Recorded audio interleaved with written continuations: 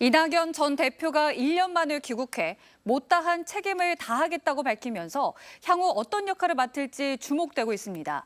특히 민주당의 뿌리인 전남에서 도지사와 국회의원 5선 중 4선을 한 호남의 대표적인 정치인이라는 점에서 호남민들의 관심이 높습니다. 이형길 기자입니다.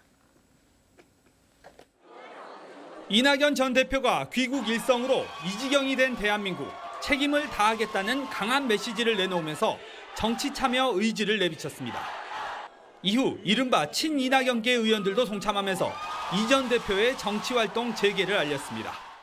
우리나라 국격을 제대로 세울 수 있도록 비판하고 길을 제시하고 이런 역할을 할 것으로 보입니다. 문제는 어떤 역할을 펼치느냐입니다. 당분간 윤석열 정부의 실정에 대한 비판을 대학 강연 등을 통해 풀어낼 가능성이 높습니다. 이재명 대표와의 각을 세우며 당내 쇄신에 앞장설 수도 있지만 이럴 경우 당내 분열을 키운다는 비판을 피하기 어렵습니다. 다만 총선이 다가올수록 비명계의 구심점으로서의 역할은 커져갈 것으로 전망됩니다. 비명계와 이제 친명계 간의 어떤 갈등 봉합 내지는 타협을 중재하는 쪽으로 자기 역할을 찾는다면 그러면 좀 상황은 달라질 수도 있지 않을까 생각합니다.